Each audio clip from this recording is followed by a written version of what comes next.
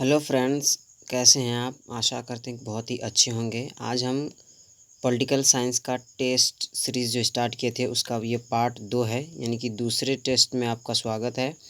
और ये political science का टेस्ट है, तो चलिए स्टार्ट करते हैं। ये दूसरा चैप्टर है जिसका नाम है दो ध्रुवीयता का अंत। ठीक है, जो सेकंड चैप्टर था पॉलिटिकल साइंस का उसका एमसीक्यू टेस्ट है। तो चलिए स्टार्ट करते हैं।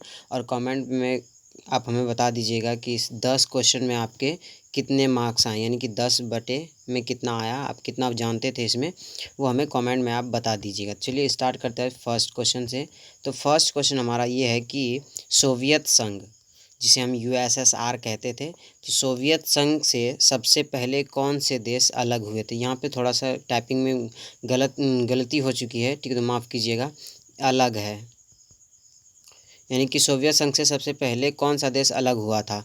तो आपके पास ऑप्शन ए में है पोलैंड, ऑप्शन बी में है यूगोस्लाविया, ऑप्शन सी में है पूर्वी जर्मनी, और ऑप्शन डी में है अल्बानिया। ठीक है, तो इसका राइट आंसर जो हो जाएगा वो हो जाएगा ऑप्शन सी। वो कैसे हो जाएगा, आपको पता होगा कि जर्मनी जो था, जर्मनी में एक जगह थी बर्लिन, और बर्लिन में एक दीवार खड़ी कर दी गई थी जिसे बर्लिन की दीवार कहा जाता है। ठीक है, फिर उसके बाद क्या हुआ कि 1989 में पूर्वी जर्मनी के लोगों ने इस बर्लिन के दीवार को गिरा दिया था। ठीक है, और पूर्वी जर्मनी के लोग मतलब सबसे पहले सोवियत संघ से निकल गए थे। तो ये पूर्वी जर्मनी के जो लोग थे 1989 में ये बर्लिन की दीवार गिरा दी गई थी, इसलिए सबसे पहले जो अलग हुआ था सोवियत संघ से वो कौन था, तो वो था पूर्वी जर्मनी। ये आप बहुत ही अच्छे तरीके से समझ गए। उसके बाद क्वेश्चन सेकंड पर चलते हैं। और ये सेकंड क्वेश्चन जो है ये भी बहुत इंपॉर्टेंट है, क्योंकि ये क्वेश्चन बहुत बार एग्जाम में पूछा गया। तो चलिए सेकंड क्वेश्चन को देख लेते हैं। सेकंड क्वेश्चन कह रहा है कि शॉक थेरेपी कब अपनाया गया था।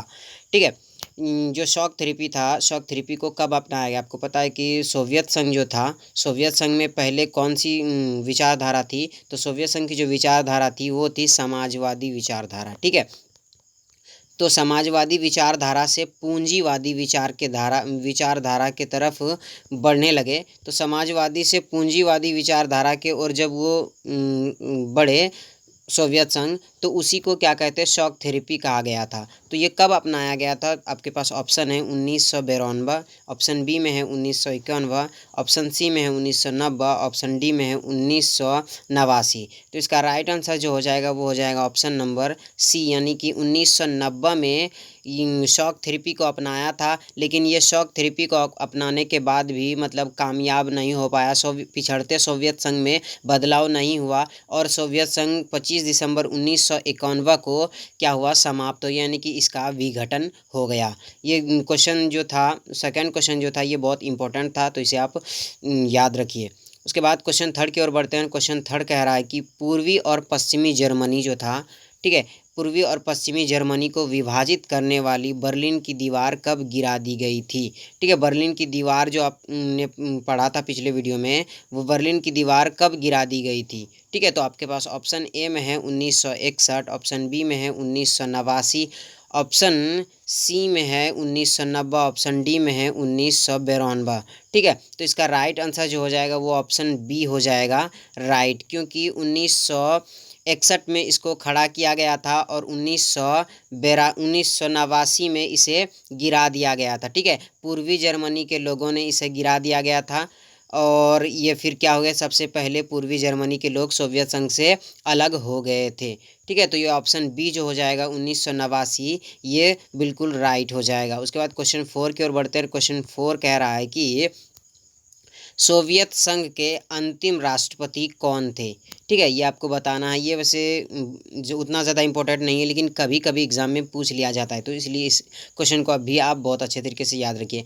ऑप्शन ए में है मिखाइल गोर्बाचेव, ऑप्शन बी में है निकिता खुसरेव, ऑप्शन सी में है बोरिस येल्त्सिन, ऑप्शन डी में है लियोनिड ब्रेजनेव। ठीक है, तो ऑप्शन इसमें ए जो हो जाएगा वो बिल्कुल सही हो जाएगा। मिखाइल गोर्बाचेव जो था, इन्होंने पिछड़ते सोवियत संघ में कुछ सुधार चलाने की मतलब नीति बनाई थी, लेकिन इसका मिखाइल गोर्बाचेव की जो नीति थी वो भी बेकार चली गई, यानी कि मिखाइल गोर्बाचेव की नीति भी काम नहीं आई और सोवियत संघ खत्म हो गया, समाप्त हो गया। तो अंतिम जो सोवियत संघ का राष्ट्रपति था वो मिखाइल गोर्बाचेव ही था। उसके बाद अगले क्वेश्चन की ओर बढ़ते हैं। और क्वेश्चन नंबर 5 कह रहा है कि सोवियत संघ का विघटन कब हुआ था, यानी कि सोवियत संघ जो था वो समाप्त कब हुआ था।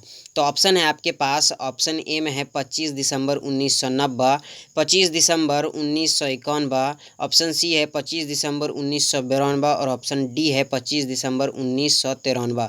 तो इसका राइट आंसर जो हो जाएगा वो हो जाएगा ऑप्शन बी, 25 दिसंबर 1991 को सोवियत संघ का विघटन हो गया था, समाप्त हो गया था सोवियत संघ। ठीक है, तो आपको पता है कि सबसे पहले जो था यानी कि सोवियत संघ से सबसे पहले पूर्वी जर्मनी हुआ था। ठीक है, तो ये आप जानते हैं। और 25 दिसंबर 1991 को पूरा मतलब क्या हुआ, सोवियत संघ ही समाप्त हुआ और उसके बाद उत्तराधिकारी जो बना सोवियत संघ का वो बना रूस। ठीक है, क्योंकि सबसे ज़्यादा जो चलती थी वो रूस की ही चलती थी। सोवियत संघ मतलब सोवियत गणराज्य जो था उसमें सबसे ज़्यादा रूस की ही चलती थी। उसके बाद 6 क्वेश्चन की ओर बढ़ते हैं और छठा क्वेश्चन कह रहा है कि बर्लिन की दीवार कब गिराई गई थी। ठीक है, शायद ये क्वेश्चन 2 बार रिपीट हो चुका है तो माफ़ी चाहता हूँ। तो गिराई गई जगह पे हम यहाँ पे आपको थोड़ा सा कर देते हैं चेंज, कब खड़ा किया गया था। ठीक है, बर्लिन की दीवार कब खड़ी की गई थी, तो यहाँ पे लिख देते हैं खड़ी की गई थी। ठीक है, खड़ी की गई थी, आप ये क्वेश्चन देख लीजिए। तो बर्लिन की दीवार कब खड़ी की गई थी, तो ऑप्शन ए में है 1961, ऑप्शन बी में है 1971, ऑप्शन सी में है 1989, ऑप्शन डी में है इनमें से कोई नहीं। ठीक है, तो आपको अभी ऊपर बताया कि 1989 में बर्लिन की दीवार तो गिरा दी गई थी। ठीक है, और 1971 तो होगा नहीं क्योंकि 1971 तो बहुत ज़्यादा मतलब पीछे सॉरी आगे चला आता है। तो ऑप्शन ए जो है 1961 में बर्लिन की दीवार खड़ी की गई थी और 1989 में गिरा दी गई, यानी कि टोटल ये एक 61 और 89 के बीच गैप देखे तो ये 28 वर्ष, यानी कि 28 वर्ष तक ये दीवार खड़ा रहा था। ठीक है, और उसके बाद फिर पूर्वी जर्मनी के लोगों ने इसे गिरा दिया था। उसके बाद क्वेश्चन 7 की ओर बढ़ते हैं। क्वेश्चन 7 कह रहा है कि तीसरी दुनिया के नाम से किसे जानते हैं। आपको पता है कि पिछले वीडियो में जैसे हम बताए थे आपको कि अमेरिकी गठबंधन यानी कि तीसरी दुनिया को आखिर नाम तीसरी दुनिया जो है वो किसको कहा जाता था। तो ऑप्शन ए में है अमेरिकी गठबंधन, ऑप्शन बी में है सोवियत संघ गठबंधन, ऑप्शन सी में है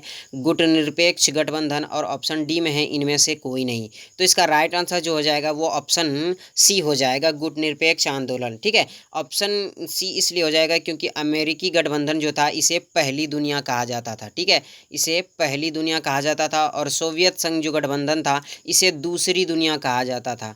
और तीसरी दुनिया जो कहा जाता था वो गुटनिरपेक्ष आंदोलन को, जो मतलब नव स्वतंत्र देश से जो अभी अभी नए नए देश आज़ाद हुए थे, ठीक है, जो गुटनिरपेक्ष में शामिल हुए थे उनको क्या कहा जाता था, तीसरी दुनिया के नाम से जाना जाता था। उसके बाद 8वें क्वेश्चन की ओर बढ़ते हैं और क्वेश्चन 8 कह रहा है कि चेकोस्लोवाकिया जो था, ठीक है, ये 2 भागों में टूट गया था। ठीक है, मतलब यहाँ पे अलगाववाद की नीति चली थी तो अलगाववाद से चेकोस्लोवाकिया जो था ये 2 राष्ट्र मतलब 2 भागों में टूट गया। तो ये क्वेश्चन आपको हमें कमेंट बॉक्स में बताना है कि वो कौन से 2 भाग थे जिसमें कि ये टूट गया है। ठीक है, तो कमेंट में हमें बताइए कि चेकोस्लोवाकिया किन 2 भागों में टूट गया था। उसके बाद क्वेश्चन 9 की ओर बढ़ते हैं। क्वेश्चन 9 कह रहा है कि सोवियत संघ जिसे हम यूएसएसआर के नाम से भी जानते हैं, तो यूएसएसआर कब अस्तित्व में आया था, यानी कि सोवियत संघ का जन्म ऐसे कह सकते हैं कि कब हुआ था।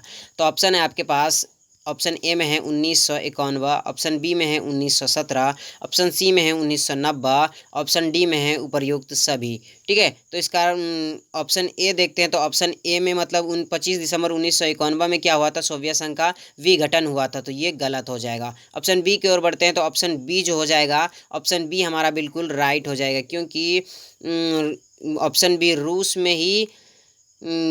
में 1917 में रूस में बोल्शेविक क्रांति हुई थी और इसी क्रांति में समाजवादी के प्रति बहुत ही ज़्यादा मतलब अच्छे विचार बताए गए थे। तो और वहीं से ये सोवियत संघ का मतलब ख्याल आया था उन लोगों के बीच और समाजवादी को बढ़ावा दिया गया था, पूंजीवादी का इसमें बहुत ज़्यादा विरोध किया गया था। तो वहीं से यानी कि 1917 में जो बोल्शेविक क्रांति हुई थी वहीं से सोवियत संघ का अस्तित्व आया था। ठीक है, तो ऐसे कह सकते हैं कि सोवियत संघ का अस्तित्व कहाँ से आया था, यानी कि इसका जन्म कब हुआ था, तो ऐसे कह सकते हैं 1917 में हुआ था इसका जन्म। रूस में क्रांति हुई थी बोल्शेविक क्रांति, वहीं से इसका जन्म हुआ था। उसके बाद नेक्स्ट क्वेश्चन की ओर बढ़ते हैं। क्वेश्चन 10 है कि यूएसएसआर का पूरा नाम क्या है। ये क्वेश्चन बहुत बार एग्जाम में पूछा जाता है चाहे किसी भी बोर्ड से हो, क्योंकि अब हर बोर्ड में ऑब्जेक्टिव टाइप क्वेश्चन हो चुके हैं, एमसीक्यू क्वेश्चन हो चुके हैं। तो ये सारे क्वेश्चन जितने भी 10 क्वेश्चन जो है ये सभी बोर्डों के लिए बनाई जा रही है ध्यान में रखते हुए। तो देखिए यूएसएसआर का पूरा नाम क्या है।